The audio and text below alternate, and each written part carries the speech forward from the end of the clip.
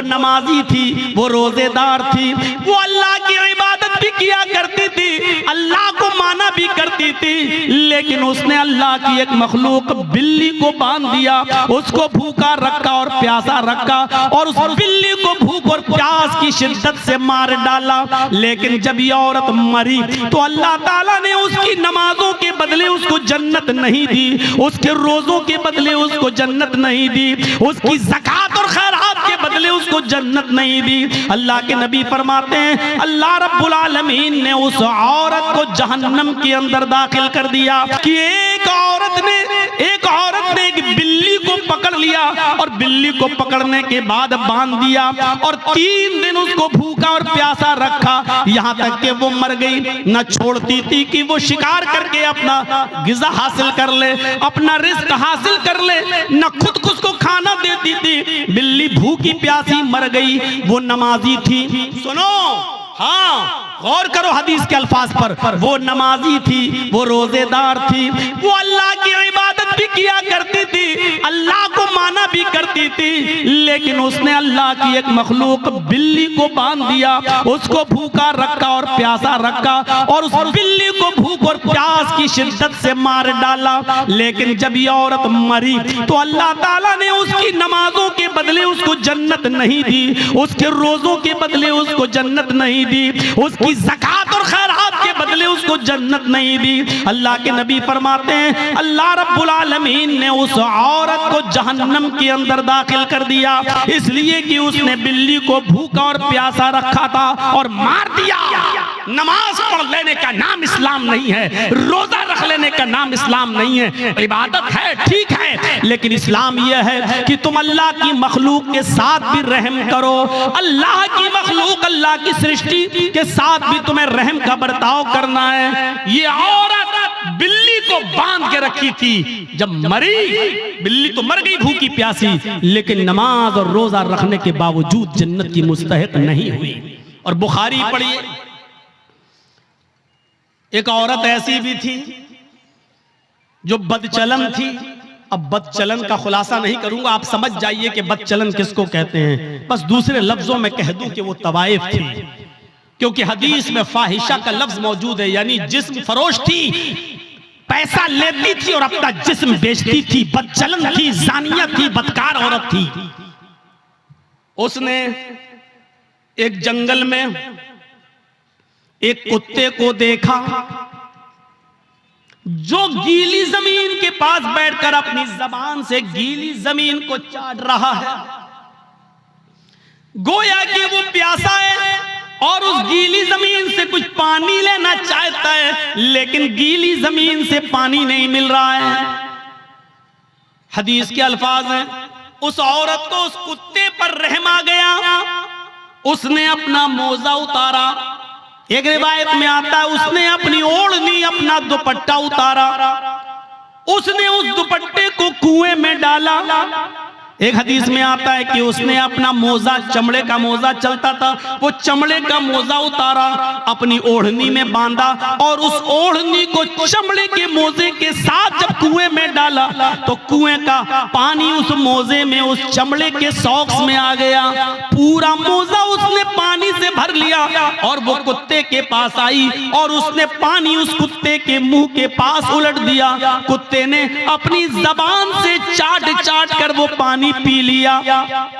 उस वक्त तक वो उसको पानी पिलाती रही जब तक कि वो कुत्ता प्यास की शिद्दत से उसकी प्यास बुझ नहीं गई, वो सैराब न हो गया और अपने आप दुम हिलाकर जाने लगा।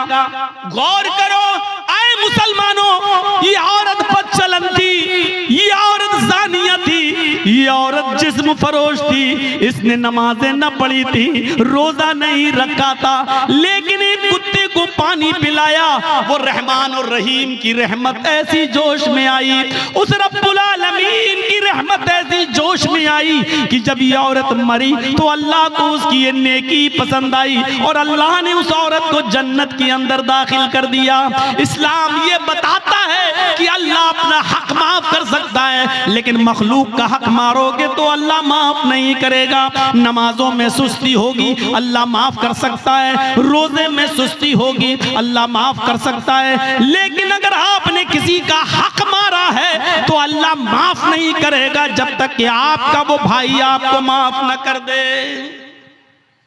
कितने लोग बैठे हैं यहाँ पर, कितने यतीमों का हक मारे बैठे होंगे, कितना अपने भाइयों का हक मारे बैठे होंगे, और इन सब के हक नहीं भी मारे होंगे तो अपनी बेटियों को और अपनी बहनों का हक तो मारे ही होंगे। कितने लोग हैं जो ये कह के जाते हैं कि मेरे मरने के बाद मेरे बेटों के साथ साथ मेरी बेटी को भी हमारी विरासत में से कुरान और हदीस के मुताबिक हिस्सा दे देना।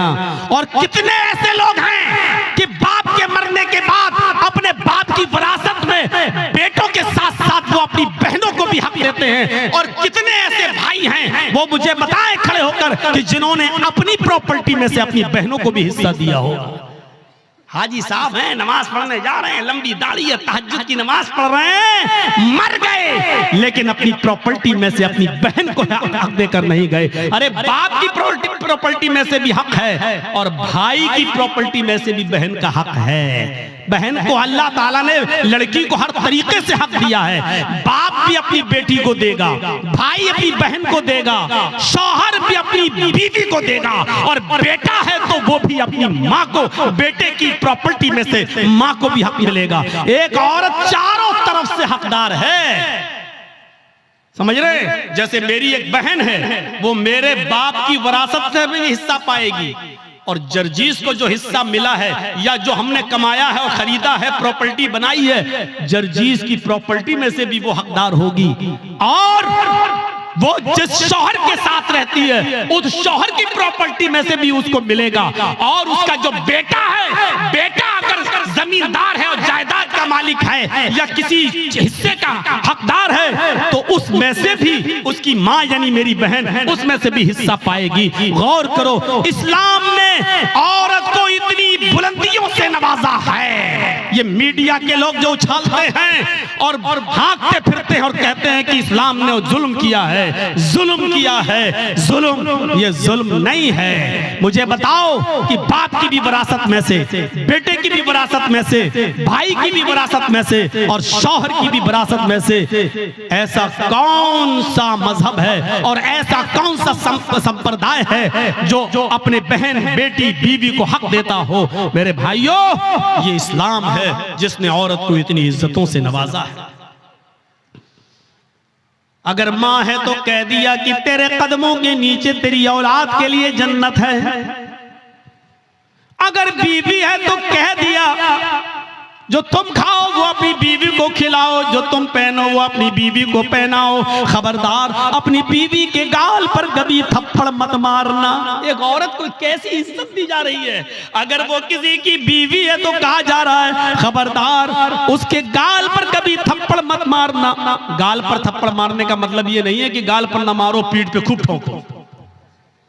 मौलाना साहब तो कह रहे हैं गाल पे मत मारो, इसका मतलब गाल के अलावा जहां चाहो वहां मार सकते हो। गाल को बोलने का मतलब यह है कि सबसे ज्यादा नाजुक हिस्सा ये गाल होता है, यहां मारेंगे हो सकता है कि उसने अपने आप को बचाया और आंख में हाथ लग जाए, उंगली चली जाए और उसकी आंख फूट जाए। तो जब इतने नाजुक जगह पर मारने का हक नहीं दिया है तो औरत को मारने का मतलब यह ना गाल पर कि कहीं ना मारो। किसी कंडीशन में दिया है इजाजत, हम उस तरफ अभी नहीं जाना चाहते हैं। परमिशन दी है किसी कंडीशन में, लेकिन उसमें भी इतने एहतियात के साथ कि तुम हल्की फुल्की मार सकते हो, वो भी तब जब आपकी बीवी आपके मना करने के बावजूद और पंचायत का फैसला मानने के बावजूद भी आपके अलावा किसी दूसरे मर्द को अपने बिस्तर पे बुलाती है और उसके साथ रंग रलियां मनाती है और समझाने के बावजूद भी नहीं मानती है। तो अब एक आखिरी रास्ता यह है कि उसको हल्की फुल्की मार सकते हो, लेकिन उस वक्त भी गाल पर नहीं, और इतनी भी नहीं कि पीठ पर लकड़ी और डंडों के निशान बन जाएं, इतना भी नहीं। और जब आपकी इस मार से भी वो रास्ते पे ना आए तब आप तलाक के बारे में सोचें, और उसमें भी मोहलत दी कि डायरेक्ट 3 तलाक मत दो, तलाक तलाक तलाक, डायरेक्ट डायरेक्ट उसको बंदूक की तीनों गोली उसके ऊपर मत धमक दो कि बेचारी की जान ही चली जाए। उस कंडीशन में भी बताया कि उसको एक तलाक दो जब वो हालत तोहर में हो, पाकी की हालत में हो, और फिर सोचने और समझने का मौका दो। और फिर जब वो दूसरा महीना आए और फिर वो दूसरे महीने तक नहीं मानती है, फिर भी हरकतें कर रही है, और दूसरे महीने में जब वो हालत तोहर में हैज से पाक हो जाए, तब आप उसको दूसरी तलाक दे सकते हो। ताकि ये बहुत लंबा एक अरसा हो, यानी इतना मौका दिया है कि एक कमजोर दिल की औरत डर जाएगी नहीं। इतना अब तो आखिरी रह गई है, तीसरे महीने में जहां तीसरी तलाक दी, हम हमेशा के लिए हराम हो जाएंगे, मेरे बच्चों का क्या होगा, ये सोचने और समझने का पूरा मौका दिया है। इससे पहले अगर वो मान जाती है तो आप भी मान जाओ और उसको अपनी बीवी की शक्ल में कबूल कर लो, स्वीकार कर लो। मेरे भाइयों, बहुत संजीदा मजहब है इस्लाम। इस्लाम के अंदर पूरे के पूरे दाखिल होने का मतलब ही यह है कि उसने जिन कामों के करने का हुक्म दिया उन कामों को करो, और जिन कामों से रोकने का हुक्म दिया उनसे रुक जाओ। यही है इस्लाम। हजरत मुआज इब्ने जबल फरमाते हैं कि अल्लाह के नबी सल्लल्लाहु अलैहि वसल्लम ने मुझे 10 बातों की नसीहत फरमाई, मुझे 10 बातों की वसीयत फरमाई। मुस्नद अहमद के अल्फाज हैं। इस हदीस को इमाम अहमद ने अपनी मुस्नद के अंदर नकल किया है और अल्लामा अलबानी रहमतुल्लाह अलैह ने इसको हसन करार दिया है। फरमाया, अल्लाह के नबी सल्लल्लाहु अलैहि वसल्लम फरमाते हैं, हजरत मुआज इब्ने जबल फरमाते हैं कि औसानी रसूलुल्लाह सल्लल्लाहु अलैहि वसल्लम बिअशरी कलिमात, कि अल्लाह के नबी सल्लल्लाहु अलैहि वसल्लम ने मुझे 10 कलिमात की, 10 बातों की वसीयत फरमाई। ऐ मुआज, ये 10 काम तुम कर लो, ये 10 काम तुम्हें हर हाल में करना है। मेरे भाइयों, मैं तशरीह करता हुआ चलूंगा, लेकिन शायद मैं 10 तक न पहुंच पाऊं, इसलिए कोशिश करूंगा कि कम से कम 5 चीजें तो आपको बता ही दूं। अल्लाह के नबी सल्लल्लाहु अलैहि वसल्लम ने 10 चीजों की वसीयत फरमाई और 10 चीजों में पहला नाम ये लिया, ऐ मुआज ला तुशरिक बिल्लाहि शैअन इन कुतिलता हुर्रिकता। ऐ मुआज, तुम कभी किसी भी हाल में अल्लाह के साथ शिरक मत करना, अल्लाह के साथ किसी को शरीक मत ठहराना, अल्लाह के साथ कभी किसी भी हाल में किसी को शरीक मत करना। इन कुतिलता औ हुर्रिकता, अगरचे तुम्हें कत्ल कर दिया जाए या तुम्हें आग में जला दिया जाए। अरे भाई, 1 घंटा हो गया बोलते हुए, अब तो बैठ जाओ सही से। लगता है स्प्रिंग लगा हुआ है आपके। कुतिलता, अगरचे कत्ल कर दिया जाए। शिर्क बड़ी अजीब चीज है। शिर्क अरबी में शिर्क है, और इसी को अगर हिंदी में कहें तो बहु ईश पूजा, बहु देववादियत, बहुत सी देवी और देवताओं पे आस्था रखना, बहु ईश पूजा, एक ईश्वर को छोड़कर बहुत से खुदा बना लेना, इसी को शिर्क कहा जाता है।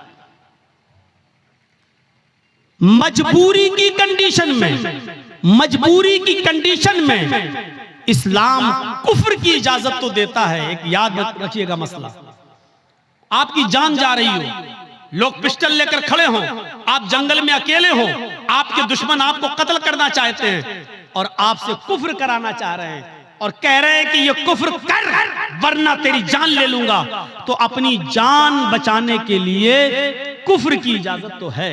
मतलब अगर वो ये कहें कि अल्लाह को मानते हो क्या, हाँ, अल्लाह का इनकार कर, बंदूक लें, कंपट्टी पर रख दें, अल्लाह का इनकार कर, आप जानते हैं ये लोग शूट कर देंगे, मार देंगे, बड़े जिद्दी लोग हैं, तो अल्लाह का इनकार करने से अगर जान बच रही है तो बचा लो। मैंने अपनी स्पीड थोड़ी कम कर दी समझाने के लिए। समझिए पहले, कुफ्र किसको कहते हैं और शिर्क किसको कहते हैं। कुफ्र भी हराम है, शिर्क भी हराम है, लेकिन कंडीशन देखिए क्या है।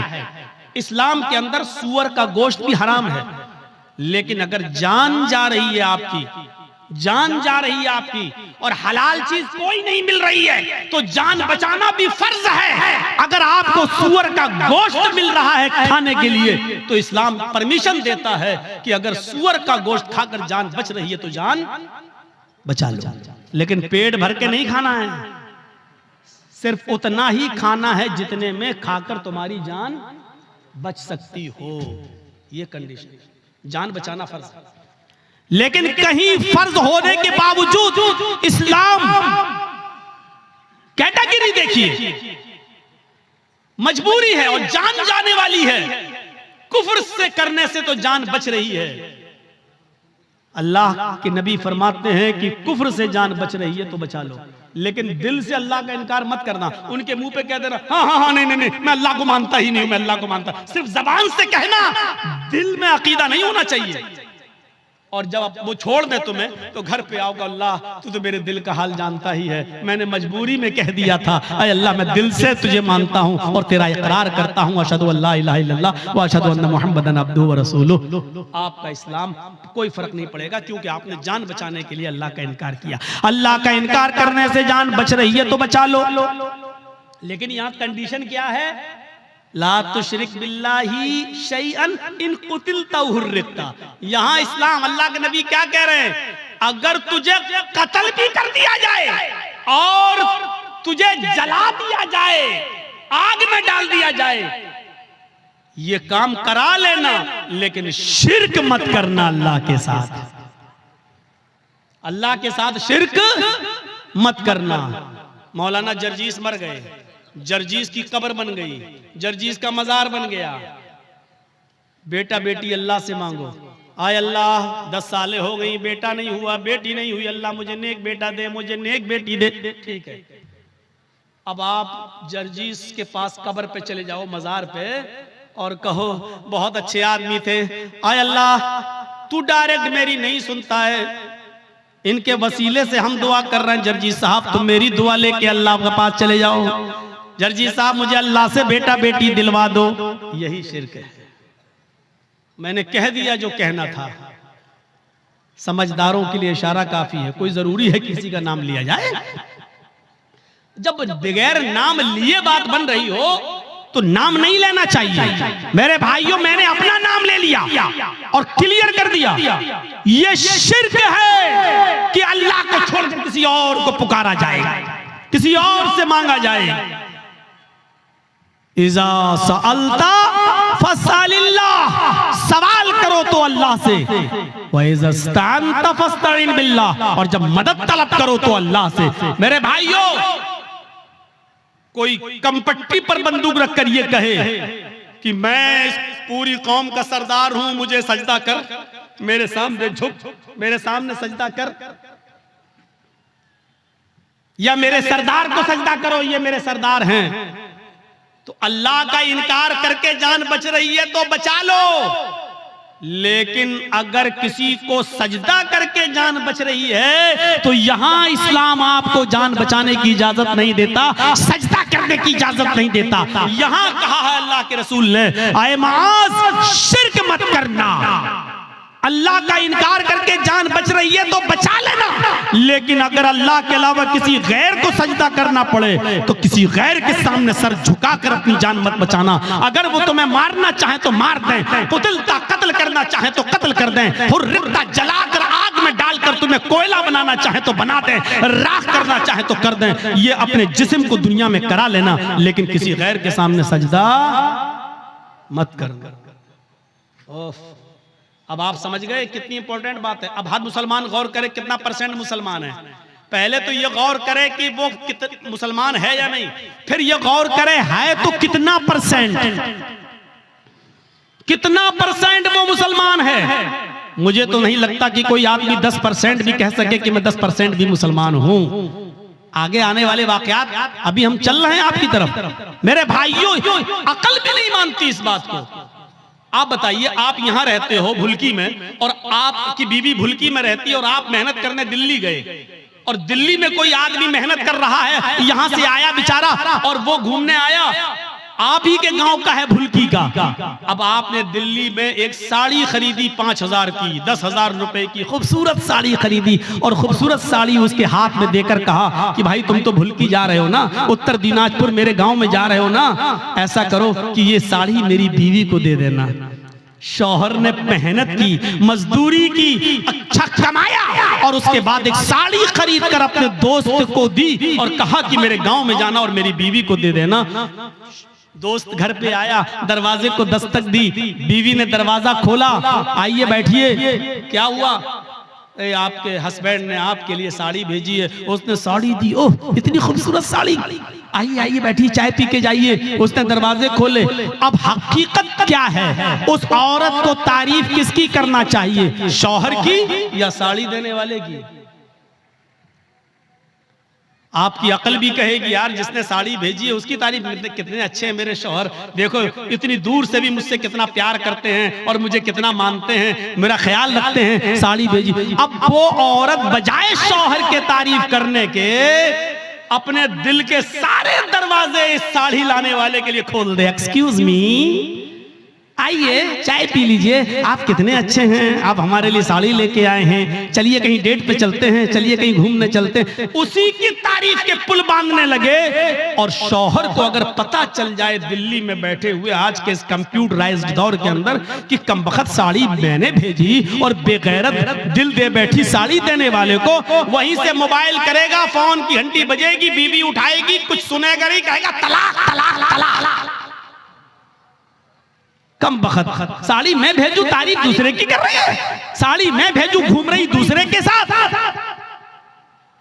अल्लाह ने नबियों को भेजा, रसूलों को भेजा, पीरों को, वलियों को भेजा कि जाओ तुम मेरे दीन का प्रचार करो और इस्लाम की और तौहीद की दावत को बुलंद करो।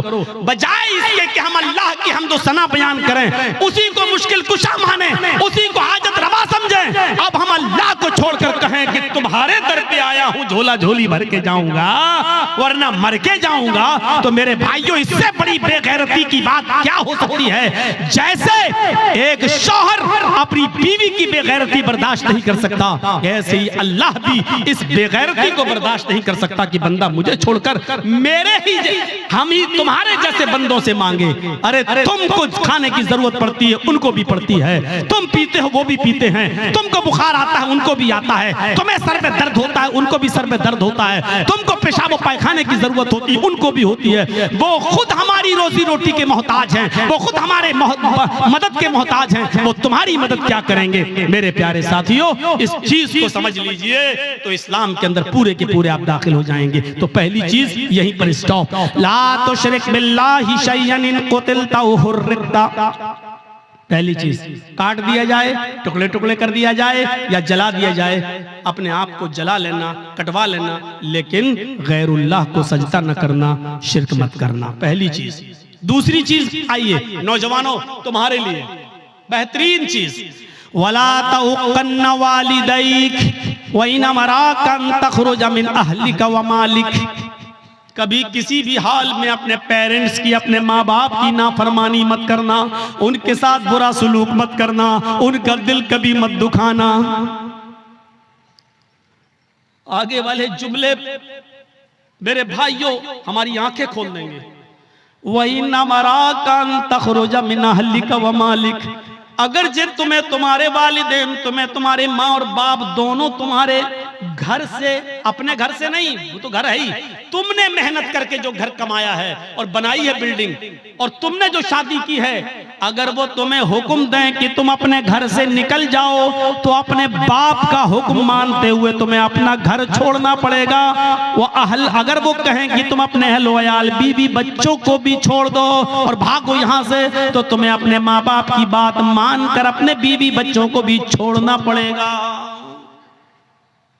ये एक अलग मसला है कि अगर बाप गलती पर हो और बेटे की गलती ना हो। मैं अभी इस तरफ नहीं जाना चाह रहा हूं, मैं सिर्फ ये बताना चाहता हूं कि माँ बाप का मकाम कितना बड़ा है और वालिदैन की अहमियत कितनी बड़ी है। अल्लाह के नबी कह रहे हैं, घर तुम्हारा, तुमने मेहनत करके कमाया बनाया, ठीक, लेकिन अगर तुम्हारे बाप कहे जर्जीस जाओ यहां से हटो, जर्जीस को अपनी कमाई वाला घर छोड़ना पड़ेगा बाप का हुक्म मानते हुए। ये तुम्हारी बीवी बड़ी नाफरमान है, अल्लाह की नाशुक्री है, छोड़ो इसको, चलो, हमें छोड़ना पड़ेगा।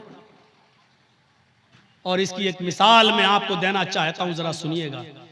हजरत इब्राहिम अलैहिस्सलातु वस्सलाम अपने बेटे इस्माईल अलैहिस्सलातु वस्सलाम से मुल्क के शाम में मिलने के लिए गए। दरवाजे को दस्तक दी, उनकी बीवी ने दरवाजा खोला, जरा सुनिएगा, बड़ा दिलचस्प वाकया है। मैंने आहिस्ता स्पीड कम कर दी है ताकि आपको समझाऊं। इब्राहिम अलैहिस्सलाम अपने बेटे से मिलने गए, दरवाजे को दस्तक दी, बहू ने, बेटे की बीवी ने दरवाजा खोला, और जैसे ही दरवाजा खोला तो क्या देखती है, सामने एक बूढ़ा आदमी खड़ा है। कहा अस्सलाम वालेकुम। कहा वालेकुम अस्सलाम। कहा मुझे इस्माइल से मिलना है। बीवी को नहीं मालूम कि ये मेरे ससुर हैं, लेकिन ससुर को मालूम है कि ये मेरे बेटे इस्माइल का घर है और ये उसकी बीवी है, लेकिन बता नहीं रहे कि मैं तुम्हारा ससुर हूं। कहा कि बेटी मुझे तुम्हारे हस्बैंड से मिलना है, मुझे तुम्हारे शौहर से मिलना है। कहा कि वो तो जंगल में शिकार करने गए हैं, घर में खाने पीने को कुछ नहीं था, इसलिए वो जंगल में चले गए, शिकार करके लाएंगे, शाम को गोश्त आएगा तब हांडी पकेगी। अच्छा, ऐसे हालात हैं तुम्हारे घर के? का बहुत बुरे हालात हैं। गौर करना जुमले पर। हाँ बहुत बुरे हालात हैं। बेटी तुम्हारे घर की गुजर बसर कैसी चल रही है? तो जवाब दिया बहुत बुरी, भूखमरी की नौबत है। सुबह खाने को मिल जाता है तो शाम को भूखे सोते हैं, और शाम को अगर खा लेते हैं तो सुबह भूखे उठते हैं और शाम तक कुछ नहीं मिलता। बहुत बुरी कंडीशन है मेरे घर की। इब्राहिम अलैहिस्सलाम जाने लगे, कहने लगे बेटी जब तुम्हारे हस्बैंड घर पे आ जाएं, अब सुनो, जब तुम्हारे हस्बैंड घर पे आ जाएं तो उनसे कहना कि एक ओल्ड मैन आया था, एक बूढ़ा आदमी तशरीफ लाया था, उसने तुम्हें सलाम कहा है और कहा है कि अपने घर की चौखट बदल दो, तुम्हारे घर की चौखट ठीक नहीं है। चौखट समझते हैं ना, वो घर का मेन गेट का जो दरवाजा होता है, चौखट जिसमें आदमी अंदर घुसता है घर के दरवाजे से, वो चौखट। अपने हस्बैंड से कहना कि तुम्हारे घर की चौखट अच्छी नहीं है, ठीक नहीं है, इसको बदल दो। ये कहकर इब्राहिम अलैहिस्सलाम चले गए, और उनकी बीवी घर की चौखट देख रही है कि बुढ़ा सटिया गया क्या, ये बुढ़े को पागल है क्या, कितनी अच्छी चौखट है, मजबूत चौखट है, गर्मियों में हवा आती है, सर्दियों में धूप आती है, और कह रहा है कि तेरी चौखट खराब है, ये बुढ़ा सटिया गया।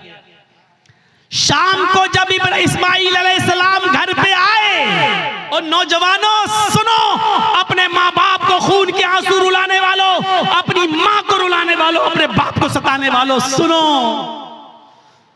इब्राहिम अलैहिस्सलाम का बेटा इस्माइल जब घर पे आया गोश्त लेकर, बीवी बनाने लगी, और बनाते बनाते कहने लगी इस्माइल आज एक बुढ़ा आदमी आया था। इस्माइल अलैहिस्सलाम ने कहा अच्छा, कोई जरूरत रही होगी बेचारे को? कहा नहीं, उसने तुम्हें सलाम कहा है, समझ गए कि सलाम अगर कहा है तो वो मेरा बाप है। कहने अच्छा, ऐसी ऐसी शक्ल थी? कि जी, बूढ़ा आदमी आया था जी, सलाम कहा मुझे जी। कहा अच्छा, और क्या कहा? कहा उसने मुझसे कि अब जब तुम्हारे शौहर घर पे आ जाएं, हस्बैंड घर पे आ जाएं, तो उनसे कहना कि तुम्हारे घर की चौखट ठीक नहीं है, उसको बदल दो। बुढ़ा सटिया गया था। इस्माइल अलैहिस्सलाम ने कहा अच्छा, उसने कुछ पूछा था तुमसे?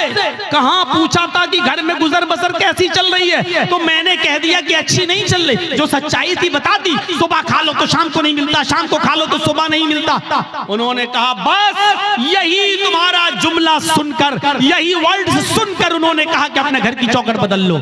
क्या मतलब? कहा मेरी बीवी, उन्होंने जब ये देखा कि तुमने अल्लाह का शुक्र अदा नहीं किया, जब पूछा कि घर की गुजर बसर कैसी चल रही, तो तुम्हें कहना चाहिए था कि अल्हम्दुलिल्लाह, अल्लाह ने मुझे जिस हाल में रखा है अल्लाह का शुक्र है, बस जिंदा हूँ, और अल्लाह मुझे जिस हाल में भी रखे मैं हमेशा उसके दिए हुए रिस्क पर खुश हूँ। वो जिस हाल में भी मुझे रखता है मैं उसकी दिए हुए रिस्क पर मैं राजी हूँ और खुश हूँ। तुम्हें ये जुमले कहना चाहिए था, लेकिन तुमने अल्लाह की नाफरमानी कर दी। तुमने ये कह दिया कि मुझे अच्छी जिंदगी नहीं मिल रही है, मैं बड़ी तंगदस्ती में अपनी जिंदगी गुजार रही हूँ। मेरे बाप ने सोच लिया कि तुम अल्लाह की नाफरमान बंदी हो। आए मेरी बीवी, उन्होंने घर की इस चौखट को बदलने के लिए नहीं कहा है, जो घर की चौखट है ये दरवाजे के ऊपर जो चौखट है इसको बदलने के लिए नहीं कहा है, उन्होंने चौखट बदलने के लिए कहा है। इसका मतलब ये है कि उन्होंने अपनी बीवी बदलने की, उन्होंने मेरी बीवी बदलने की बात कही है। उन्होंने इशारा किया है ऐसी अल्लाह की नाफरमान बीवी को अपने घर में तुम मत रखो। क्यों ऐसी औरत को अपने घर में रख रहे हो जो अल्लाह की नाशुक्रगुजार बंदी है? लिहाजा तुम अल्लाह की शुक्रगुजार बंदी से निकाह करो, नाशुक्र औरत को तलाक दे दो। आए मेरी बीवी, मैं अपने बाप का हुक्म मानकर तुम्हें तलाक देता हूं, क्योंकि मैं अपने बाप की नाफरमानी नहीं कर सकता।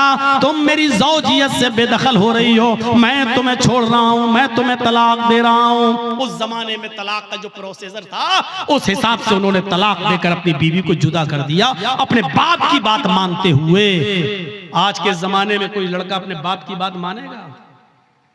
अरे बाप की बात तो छोड़ो, शादी के 2-4 महीने के बाद वो ऐसा बीवी का गुलाम होता है कि फिर अपनी अम्मा से कहता है चुप चुप चुप, तू नहीं समझेगी।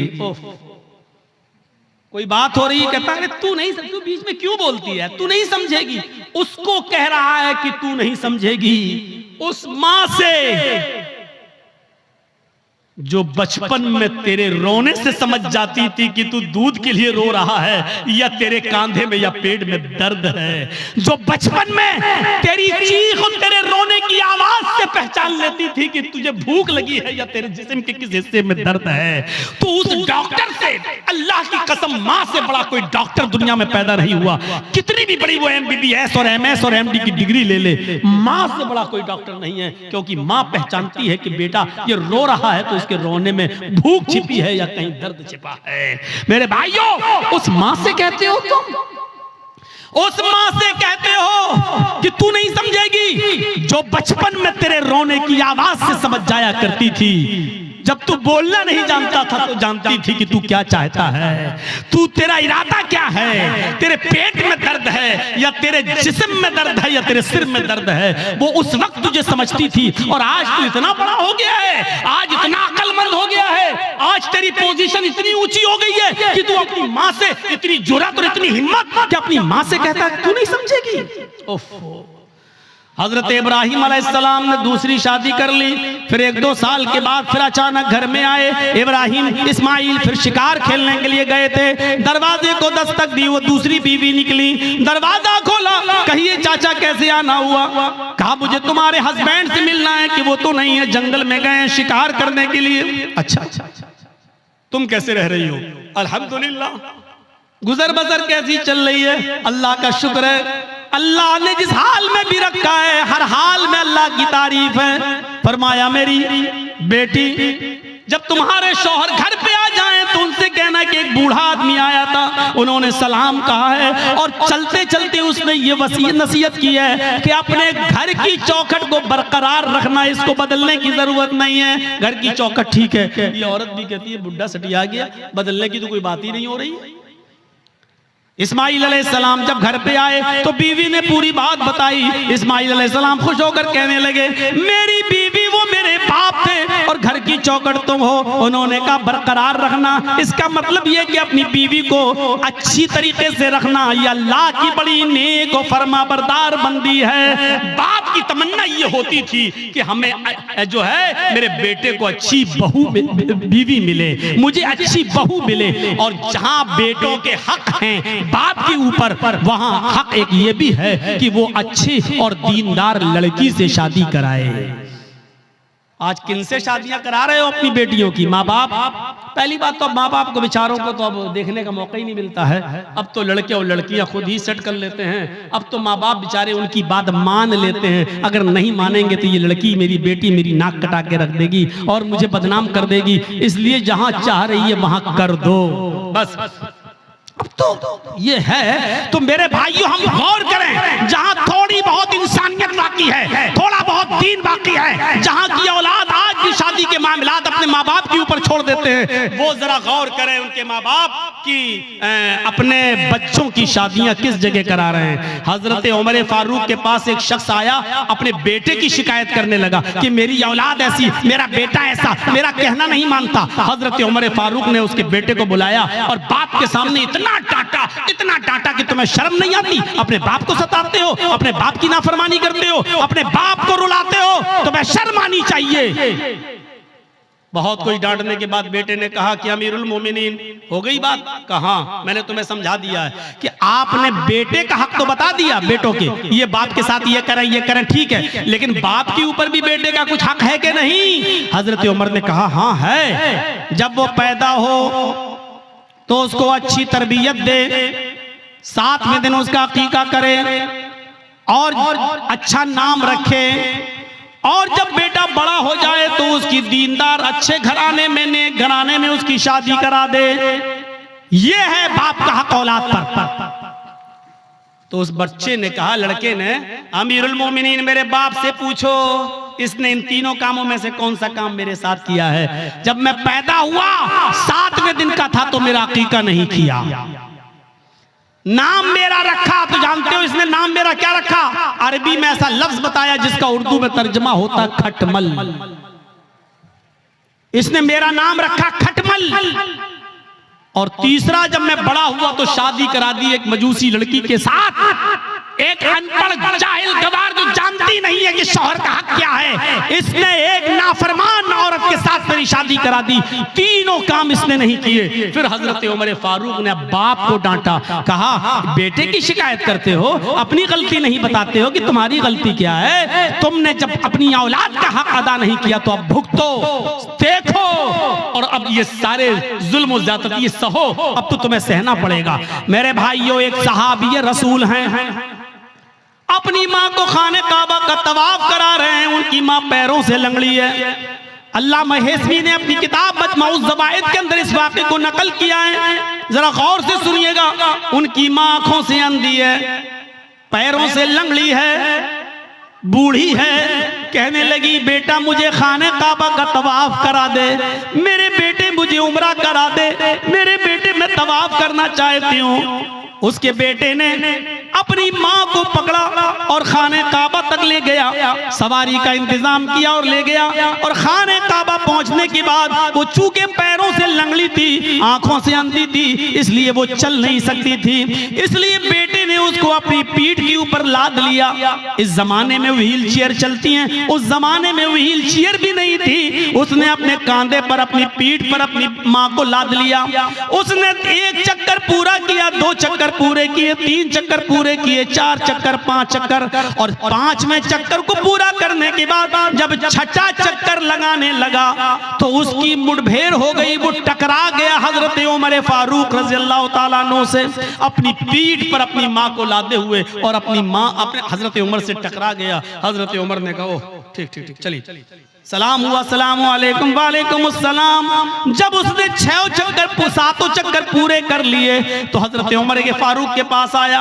हजरत उमर ने कहा, माशाअल्लाह, अपनी माँ की बड़ी खिदमत कर रहे हो तुम, इस बूढ़ी माँ को तुमने तवाफ कराया अपनी पीठ पर लाद कर। ये हंसते हुए कहने लगा, अमीरुल मोमिनीन मेरी माँ आंखों से अंधी है, इसलिए बर्तन में खुद धुल देता हूँ। मेरी बीवी नहीं है, मेरी माँ इसी कपड़ों में लैट्रिन पेशाब कर लेती है, इसलिए कि वो लंगड़ी है, वो चल नहीं पाती है, और जब मैं घर पे नहीं होता हूँ तो इसी में वो गंदगी कर लेती है। अमीरुल मोमिनीन मैं अपनी माँ का पेशाब और पैखाना भी साफ करता हूँ, अपने माँ के कपड़े भी धुलता हूँ, और आज मेरी माँ ने कहा कि मुझे तवाफ करा दे तो मैं उसको यहाँ तक ले आया, और मैंने अपनी पीठ पर लाद कर अपनी माँ को तवाफ भी करा दिया।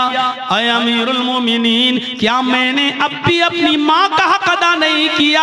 क्या मेरी जिम्मेदारी पूरी हो गई? क्या मैंने अपनी माँ का हक अदा किया या नहीं? हजरत उमर फारूक की आंखों में आंसू आ गए और रोते हुए कहने लगे, चलो यार, जाओ अपने घर और अल्लाह की इबादत में अपनी जिंदगी जिंदगी गुजारो। उसने पीछा करते हुए कहा अमीरुल मोमिनीन, मैंने मसला पूछा है, आपको जवाब देना होगा। फरमाया क्या पूछते हो? कहा ये बताओ, मैं पेशाब साफ करूं, पायखाना साफ करूं, अपने माँ के कपड़े धुलूं, अपने हाथ से खाना बनाऊं, अपने हाथ से माँ को खाना खिलाऊं, अपनी पीठ पर लाद कर मैं खाने काबा का तवाफ कराऊं, परिक्रमा कराऊं, क्या इसके बाद भी मैंने अपनी माँ का हक अदा किया या नहीं किया?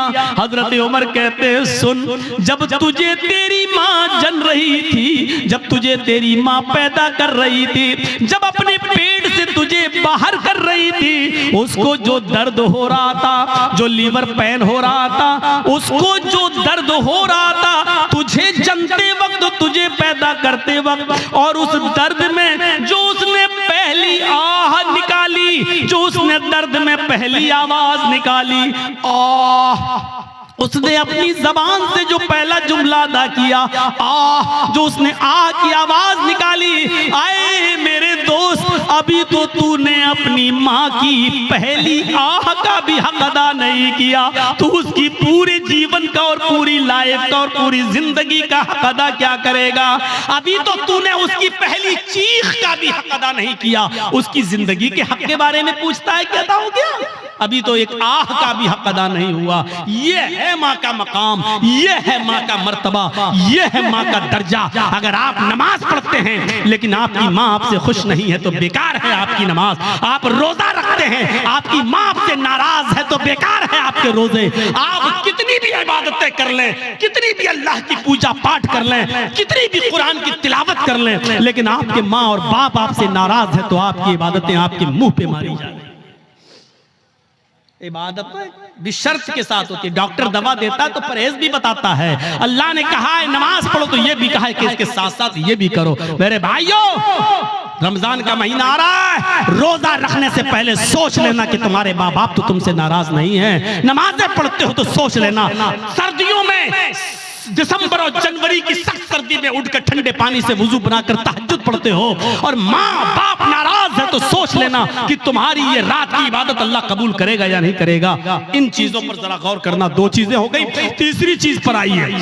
हर एक चीज ऐसी है कि जिस पर 2-2 घंटे बोला जा सकता है, लेकिन मैं मुख्तसर करते हुए आगे चल रहा हूं। तीसरी चीज पर गौर कीजिए, वला ततरुकन्न सलातन मक्तूबतन मुतअम्मिदन फ़इन्न मन तरक सलातन मक्तूबतन मुतअम्मिदन फ़क़द बरिअत मिन्हु ज़िम्मतुल्लाह। कभी भी किसी भी हाल में फर्ज नमाज मत छोड़ना, किसी भी हालत में फर्ज नमाज मत छोड़ना। अगर फर्ज नमाज छोड़ दी तो अल्लाह की जिम्मेदारी हट जाएगी, अल्लाह की जिम्मेदारी से निकल जाओगे, अल्लाह की कोई गारंटी नहीं तुम्हारी जिंदगी। ओफो, क्या जबरदस्त पॉइंट। किसी भी हाल में फर्ज नमाज मत छोड़ना। बाप बीमार है, मस्जिद में अजान हो रही है, अब अजान होगी, उसके 15 मिनट के बाद जमात होगी। बाप मेरा सीरियस है, जल्दी से फोन करो, एम्बुलेंस बुलाओ, या जब तक गाड़ी निकल रही है तब तक वुजू बनाओ और अपने घर में फर्ज ही फर्ज पढ़ लो, 4 रकात ज़ोहर, और जल्दी से अपने बाप को लेकर पहुंचो हॉस्पिटल के अंदर। यहाँ सुन्नतें छोड़ दो। क्यों? क्योंकि इस वक्त बाप की हालत दूसरी है, लेकिन फर्ज नमाज तुम्हें इधर भी नहीं छोड़ना है। लिहाजा जल्दी से वुजू बनाओ। अब मस्जिद में मत जाओ, मस्जिद में जाओगे 15 मिनट इंतजार करोगे, फिर इमाम साहब पता नहीं कितनी लंबी नमाज पढ़ाएं। जल्दी से वुजू बनाओ घर पे और 4 रकात ज़ोहर की पढ़ो और छोटी छोटी सूरतें पढ़ लो, इन्ना अतैना कल कौसर, कुल हुवल्लाहु अहद अल्लाहु समद, और जल्दी से सलाम फेरो और अपने बाप को, अपने बेटे को, अपनी बीवी को लेके हॉस्पिटल पहुंचो। हॉस्पिटल में भर्ती कर लो, आईसीयू में भर्ती हो गई है, ठीक है, उधर भी जल्दी से वुजू बनाओ, असर की नमाज पढ़ लो। और अगर देख रहे हो कि बाप ज्यादा सीरियस, माँ ज्यादा सीरियस, तो जल्दी से 4 ज़ोहर पढ़ लो, 4 उसी के साथ असर पढ़ लो और जल्दी से लेके चलो, क्योंकि इस वक्त आपकी कंडीशन दूसरी है, बेटे की कंडीशन दूसरी है। मेरे भाइयों, लेकिन नमाज आपको इस कंडीशन में भी पढ़नी है, छोड़नी नहीं है। हालत तंदुरुस्ती में और अच्छी खासी हालत में छोड़ देने वालों, इस्लाम के अंदर पूरे के पूरे दाखिल हो। कहते हो मौलाना साहब रोजी नहीं आ रही, रोजी आएगी कैसे? रोजी की दुआ तो अल्लाह ने नमाज में बताई है। जब एक सजदा करके उठते हो और दूसरे सजदे में जाते हो तो सजदे, दोनों सजदों के दरमियान बैठकर जो दुआ पढ़ते हो, मेरे भाइयों, सबसे अफजल और सबसे अच्छी दुआ तो मुस्लिम शरीफ की हदीस की ये है, रब्बिग़फिरली, रब्बिग़फिरली, अल्लाह मेरी मग़फ़िरत फरमा, अल्लाह मेरी मग़फ़िरत फरमा। लेकिन मेरे भाइयों, अबू दाऊद और सुनन नसई की दीगर दूसरी रिवायतों में ये दुआ भी आई है कि बैन सजदतैन, सजदों के दरमियान जो दुआ पढ़ी जाती है वो है अल्लाहुम्मा ग़फ़िरली वरहमनी वहदिनी वआफ़िनी वरज़ुक़नी। देखिए, सजदे में जो दुआ पढ़ी जा रही है उसमें आप रिज़्क़ भी मांग रहे हैं, अल्लाहुम्मा ग़फ़िरली वरहमनी वहदिनी वआफ़िनी वरज़ुक़नी, अल्लाह मुझे रिज़्क़ हलाल दे। आपने ज़ोहर की 10 रकातें पढ़ी, 10 बार आपने कहा वरज़ुक़नी। आपने फजर की 4 रकातें पढ़ी, 2 सुन्नत 2 फर्ज, आपने 4 मरतबा कहा वरज़ुक़नी, अल्लाह मुझे रिज़्क़ हलाल दे। आपने असर की, अगर मस्जिद में पहले पहुंच गए तो 4 सुन्नत और 4 असर फर्ज पढ़ ली तो 8 रकातें पढ़ी, 8 मरतबा आपने कहा वरज़ुक़नी। मगरिब में 5 मरतबा आपने कहा वरज़ुक़नी। इशाम में कम से कम 7 रकातें हैं, 4 फर्ज 2 सुन्नत और 1 वित्र, आपने 7 मरतबा कहा वरज़ुक़नी। गौर करो, जो इतनी बार अल्लाह से रिज़्क़ मांगेगा, रोजी मांगेगा, अल्लाह उसको मायूस करेगा, अल्लाह उसको निराश करेगा, अल्लाह उसको नाउम्मीद लौटाएगा? नहीं। तो आपको रिज़्क़ हलाल मांगने की दुआ अल्लाह ने बताई है और वो है नमाज। नमाज ही नहीं पढ़ोगे, अल्लाह से मांगोगे ही नहीं तो अल्लाह क्यों देने लगा तुम्हें? और देगा भी तो ऐसे ही देगा। 5,000 कमाया, घर पे आए, बेटा बीमार, डॉक्टर ने कह दिया आईसीयू में रखा जाएगा, खर्च करो 50,000। कमाया 10,000, घुस गया 50,000। क्यों? अल्लाह ने कहा वमन आरज़ा अन ज़िक्री फ़इन्न लहू मईशतन ज़न्का, तुम मेरे जिक्र से एराज करोगे, हम तुम्हारी रोजी को तंग कर देंगे। जिक्र से एराज करना। आज एक दिल चाहता है कि तुमको एक कीमती बात बता दूं, सुनिए। एराज करना किसे कहते हैं? यहां पर बहुत से लोग ऐसे होंगे जो नमाज छोड़ते हैं, नमाज नहीं पढ़ते हैं, या जुमे पढ़ते हैं, 8 दिन मस्जिद में नहीं आते हैं, 7 दिन गायब। उनके बारे में तो मैं कुछ कह ही नहीं सकता, वो जाने, उनका रब जाने, उनको क्या अजाब होगा क्या नहीं, वो अल्लाह जाने, उनका रब जाने और आप जाने। मैं उनकी बात कर रहा हूं यहां पर जो नमाज तो पढ़ते हैं लेकिन टाइम पे टाइम, नमाज तो पढ़ते हैं लेकिन टाल मटोल कर।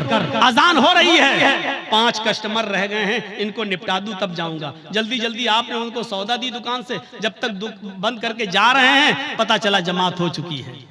हम डॉक्टर हैं, हमारे पास मरीज आया हुआ है बुखार का और जुकाम की दवा लेने के लिए, और अजान की आवाज आ गई, हमने सोचा 2 मरीजों को दवा दे दूं, उसके बाद जा रहा हूं। जब तक 2 मरीजों को हम दवा दे रहे हैं और जब तक हम मस्जिद में नमाज पढ़ने जा रहे हैं जमात हो गई। ये है नमाज से एराज। पढ़ तो रहे हैं आप लेकिन जमात को आपने तर्क कर दिया और जमात छोड़ दी, ये है नमाज से एराज। अल्लाह ने कहा वमन अअरज़ा अन ज़िक्री, जो मेरे जिक्र से जो नमाज से एराज करेगा, रूगर्दानी करेगा, हम उसकी रोजी को फ़इन्न लहू मईशतन ज़न्का, उसकी रोजी तंग कर दी जाएगी। बंद नहीं कहा अल्लाह ने, ये नहीं कहा रोजी बंद कर देंगे, तंग कर देंगे। तंग का मतलब या तो बहुत मुश्किल से उसको रोजी रोटी मिलेगी या बहुत आसानी से मिलेगी लेकिन रुकेगी नहीं उसके पास। आज कितने लोग हैं ऐसे, मौलाना साहब बहुत कमाता हूं लेकिन बरकत नहीं हो रही है, मौलाना साहब 1 लाख रुपया महीना कमाता हूं लेकिन रुकता नहीं है, कभी इसको कैंसर, कभी उसको टीबी, कभी इसको बीमारी, बीमारियों ने घेर लिया, लगता है कोई जादू टोना कर रहा है। अरे अल्लाह के बंदे, एराज तो समझ ले, एराज किसको कहते हैं? वमन अअरज़ा अन ज़िक्री, जो मेरे जिक्र से नमाज से एराज करेगा। बच्चा रो रहा है, माँ टीवी पे सीरियल देख रही, रिमोट उसके हाथ में, सास भी कभी बहू थी, बीवी माँ उस बच्चे की माँ देख रही, सास भी कभी बहू थी, नाटक,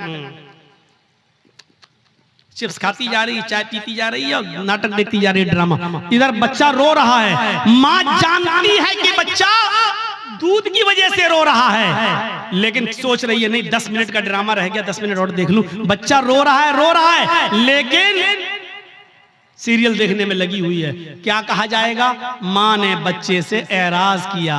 जब सीरियल खत्म हो गया, माँ ने बच्चे को उठाया और दूध पिलाया। देखिए दूध पिला रही है लेकिन फिर भी उसने अपने बच्चे से एराज किया, रूगर्दानी की अपने बच्चे के साथ। इसको कहा जाता है एराज करना। आदमी नमाज तो पढ़ रहा है लेकिन मरीजों को पूरा देखने के बाद आ रहा, जमात खत्म हो गई। नमाज तो पढ़ रहा है लेकिन दुकान के सारे कस्टमर को निपटा के आ रहा है, जमात खत्म हो गई। इसको कहा जाता है एराज करना। माँ दूध तो पिला रही है, लेकिन सीरियल देखने के बाद आदमी नमाज तो पढ़ रहा है, लेकिन अपनी दुकानदारी पूरी करने के बाद तो आपने अल्लाह के लिए छोड़ा क्या है? आपने अल्लाह के लिए छोड़ा क्या? कुर्बानी क्या दी है? कुर्बानी तो ये थी, आवाज आई हय्या अला सलाह और सामने वाला 10,000 रुपए का कस्टमर है। आप कह दो कि जा पहले मैं नमाज पढ़ने जा रहा हूं, अगर नमाज नहीं पढ़ूंगा मैं नमाज के बाद ही तुम्हें दूंगा, जाओ नमाज पढ़ दो उसके बाद आना। हय्या अला सलाह की आवाज सुनते ही मस्जिद की तरफ चले जाओ। वो कहने लगा कि मैं 10,000 रुपए का सामान लेने आया। आपने कहा 10,000 रुपए की परवाह नहीं है, रज़्ज़ाक़ वो है, रोजी रोटी देने वाला वो है, रोजी रोटी देने वाली तेरी जात नहीं अल्लाह की जात है। आपने 10,000 के कस्टमर को ठुकरा दिया और आप मस्जिद में नमाज पढ़ने चले गए। ये है नमाज। ला ततरुकन्न सलातन मक्तूबतन मुतअम्मिदन, कभी भी किसी भी हाल में कसदन और जानबूझकर तुम फर्ज नमाज को तर्क मत करना। जो फर्ज नमाज को जानबूझकर तर्क कर देता है, फर्ज नमाज को जानबूझकर छोड़ देता है, अल्लाह की जिम्मेदारी उसकी ऊपर से उड़ जाती है। अपने आप पर गौर करो कि कितने % मुसलमान हो, इस्लाम में दाखिल हो या नहीं, ऐसा करते हो या नहीं। अब तो बड़ा मुश्किल हो जाएगा। अक्सर लोग हमारे भाई यहाँ बैटरी वाला रिक्शा चलाते हैं बेचारे, अब पैसेंजर को लेके जा रहे हैं रिक्शे पे, अजान की आवाज आई हय्या अला सलाह, उसको वहीं रिक्शा रोकना पड़ेगा, फौरन मस्जिद में भागना पड़ेगा। मौलाना साहब क्या करें? हाँ सुन लो, उलमा की मौजूदगी में फतवा आपके सामने दे रहा हूं, और ये फतवा मेरा नहीं, अब्दुल्ला इब्ने बास का फतवा है, शेख सालेह अल उसैमीन का फतवा है। और फतवा यह है कि हर वो नौकरी, हर वो बिजनेस, हर वो कारोबार हराम है इस्लाम के अंदर। जिस कारोबार की वजह से और जिस बिजनेस की वजह से आपकी नमाज छूट रही हो, इस्लाम में उस कारोबार को हुर्मत हराम करार दिया गया है। ऐसे कारोबार को इस्लाम ने हराम करार दिया है जिस कारोबार की वजह से आपकी नमाज तर्क हो रही।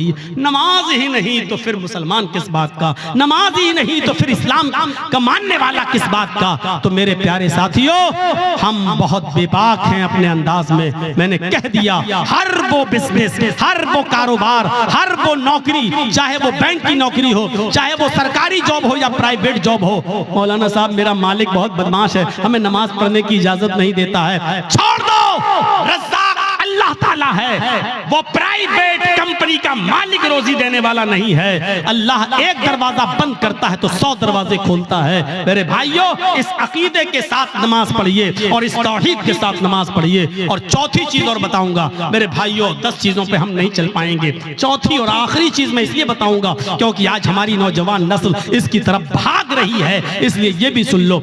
वला तशरबन खमरन फइन्नहु रअसु कुल्लि फाहिशतिन, और आए मास, कभी किसी भी कंडीशन में शराब मत पीना, इसलिए कि शराब हर बुराई की जड़ है।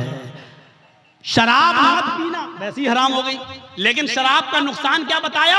फ़इन्नहु रासु कुल्लि फ़ाहिशतिन, हर बीमारी, हर बुराई की जड़ है। यानी आप शराब पिएंगे तो कोई भी गुनाह कर सकते हैं। शराब पी के आदमी घर में आया, माँ ने डांटते हुए कहा, अच्छा तू शराब पी के आया कमीने, बेगैरत, शराब पी के आया, हट हट, तेरी माँ का, तेरी अपनी माँ को ही माँ बहन की गाली दे रहा है, अपनी बहन को ही गाली दे रहा है, अपनी बेटी को गाली दे रहा है। इससे बड़ा कमीना और इससे बड़ा रजील इंसान कौन हो सकता है जो शराब के नशे में आकर अपनी माँ को गाली दे, अपने ही बाप को गाली दे, अपनी बहन को और अपनी बेटी को गाली दे, अपने भाई को गाली दे। इससे बड़ा कमीना इंसान और कौन हो सकता है? मैंने खुद दिल्ली के अंदर देखा है, नाली में पड़ा, बीच सड़क पे पड़ा, पुलिस वाले लाठी मार के हटा रहे, अरे यहाँ मंत्री की गाड़ी जाने वाली कमीना, हट हट हट हट। तो हंसते हुए कहता, कौन मंत्री? ओधी मोदी सब मेरे बाप के नौकर हैं। शराब पे नशे में पुलिस वाले कहे, कमीने ये तो हमारी ड्यूटी नौकरी हटवाएगा, हट हट हट, उसको डंडे मार रहे हैं। तो कौन गुजर रहा? का मंत्री आ रहे हैं, हट यहाँ से। तो कौन मंत्री? मोदी मोदी सब मेरे बाप के नौकर।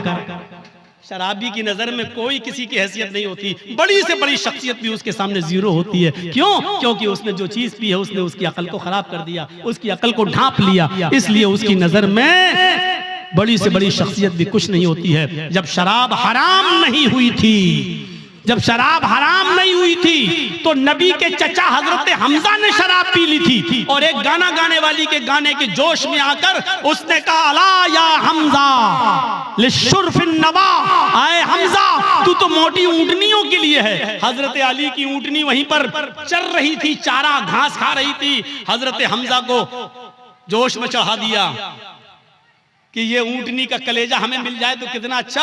वो गाने वाली थी और हमजा शराब के नशे में थे। उठाई तलवार, खंजर ऊंटनी का पेट चाक किया और कलेजा निकाल के लाए, उसको दे दिया। ले हजरत अली आए, कहा ये तुमने क्या किया? मेरी ऊंटनी। कहा जा हट यहां से। शराब के नशे में हजरत अली को भगा दिया। हजरत अली ने अल्लाह के नबी से शिकायत की। अल्लाह के रसूल उनके साथ आए। जब आए कहा चचा ये क्या कर दिया तुमने? अली की ऊंटनी को खंजर मार के मार डाला, उसका कलेजा निकाल लिया। हजरत हमजा शराब के नशे में थे। बुखारी की रिवायत, हजरत हमजा शराब के नशे में अल्लाह के रसूल से कह रहे चल हट, तू तो मेरे बाप का नौकर है, तू तो मेरे बाप का गुलाम है। मेरे भाइयों, शराब के नशे में जब एक शख्स मोहम्मद रसूलुल्लाह को ऐसा कह सकता है तो इसका मतलब यह है कि शराब छोटे और बड़े की तमीज को भुला देती है। शराब इंसान के अंदर से इज्जत, रिस्पेक्ट और अदब को खींच लेती है। इसलिए नौजवानों, शराब जैसी मनहूस चीज को अपने मुआशरे से दूर रखिए, अपने समाज से दूर रखिए। आपको मालूम एक सुनन नसई का वाक़या सुनाकर अपनी बात को खत्म कर दूंगा। मेरे भाइयों जरा सुनिएगा सुनन नसई की रिवायत। एक औरत बेवा थी उस जमाने में, पुराने जमाने की बात। हजरत उस्मान इस हदीस के रावी हैं, फरमाते हैं कि एक औरत का शौहर मर गया। औरत बड़ी खूबसूरत थी, उसकी नौकरानी को, लौंडी को उसकी बदजनी के बारे में मालूम था। वो नौजवान लड़कों को तलाश करती रहती थी और अपना इरादा जाहिर करके उनसे गलत काम करवाती थी। एक दिन नौकरानी ने बताया कि एक नौजवान है, बड़ा नेक है, नमाजी है, बहुत बड़ी इबादत गुजार है, बहुत शरीफ है, लेकिन बड़ा खूबसूरत है। कहा कि उसको बुला कर लाओ।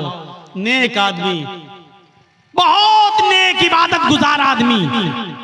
इसकी नौकरानी ने कहा कि मेरी मालिकन तुमको बुला रही हैं, तुमसे कुछ कपड़ा खरीदना चाहती है, क्योंकि वो कपड़ा बेचा करते थे, अपने सर पर गठरी लाद कर कपड़ा बेचते थे। तो उन्होंने सोचा चलो कपड़ा खरीदेगी, हम दे देंगे। वो उसके साथ चले गए। नौकरानी उनको लेकर दरवाजा खोलती है, अंदर जाती है, दरवाजा बंद हो जाता है, दूसरे दरवाजे के अंदर ले जाती है। जैसे ही अंदर घुसते दरवाजा बंद हो जाता है। ये हजरत कह रहे हैं साहब कहाँ लेके जा रही हो? कहा कि बस एक दरवाजा और है। वो और अंदर ले गई, दरवाजा बंद, सामने वही बेवा औरत बैठी हुई है जिसका शौहर मर चुका है। उसने अपनी नौकरानी को इशारा करके कहा कि तुम जाओ, और उनसे कहने लगी कपड़ा दिखाओ। और जैसे ही कपड़ा दिखाया, कहा ये कपड़ा, ये कपड़ा। वो करीब आती गई और आते आते कहने लगी उदनु मिन्नी, मेरे करीब आइए और मेरे साथ हम बिस्तरी कीजिए, मेरे साथ गलत काम कीजिए। इन्होंने कहा रे हटो, तौबा, अस्तगफिरुल्लाह। ये भागने लगे। उन्होंने कहा भागने का कोई रास्ता नहीं, चारों तरफ से दरवाजे बंद हो चुके हैं। कहा कि तुम डरो, अल्लाह के अजाब से डराया, लेकिन उस औरत के ऊपर कोई फर्क नहीं पड़ा। उसने कहा कि तुम मेरे साथ ये काम कर रहे हो या नहीं कर रहे हो?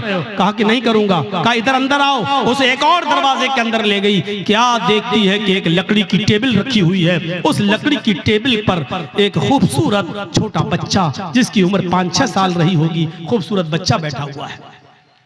और उसी टेबल पर एक शराब की बोतल रखी हुई है। वहीं पर जाकर ये औरत बैठ गई। इसने कहा कि देखो तुम बड़े नेक हो, शरीफ इंसान हो, मेरे चीखने की देर है, मेरे चिल्लाने की देर है, चारों तरफ से तुम घेर लिए जाओगे और मैं सिर्फ इतना बोलूंगी कि इस आदमी ने मेरी इज्जत को छलनी छलनी कर दिया।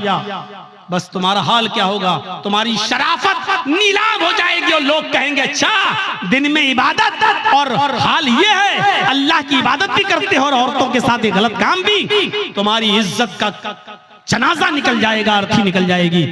चलो 3 ऑप्शन देती हूं मैं तुम्हें, इन तीनों में से कोई एक काम तुम्हें करना पड़ेगा, इसके बगैर मैं नहीं छोड़ूंगी। सुनन नसई की रिवायत। अल्लाह हजरत उस्मान फरमाते हैं कि अल्लाह के नबी ने फरमाया कि उस औरत ने 3 ऑप्शन दिए। पहला ऑप्शन, आए हजरत जी मेरे साथ जिना करो, आओ मैं तैयार हूं तुम्हारे साथ गलत काम करने के लिए। कहा नहीं। दूसरा ऑप्शन बताओ। कहा दूसरा ऑप्शन ये है कि इस बच्चे को कत्ल करो, ये छुरी रखी हुई है, इसको मारो। कहा नहीं, ये भी नहीं कर सकता। तो कहा फिर शराब पियो, ये पूरी बोतल जो रखी हुई है इसको पी लो और जाओ, मैं तुम्हें जाने दूंगी। 3 काम में से कोई एक काम तुम्हें करना है। इन्होंने नजरें आसमान पे डाली, कहा अल्लाह जिना करना भी हराम, कत्ल करना उससे बड़ा गुनाह, सबसे बड़ा गुनाह कत्ल। इस बच्चे ने मेरा क्या बिगाड़ा जो इसको मैं मारूं? कत्ल नहीं कर सकता।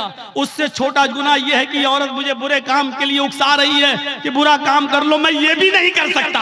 अरे अल्लाह, मैं कत्ल भी नहीं कर सकता, ये भी नहीं कर सकता कि इसके साथ मुंह काला करूं।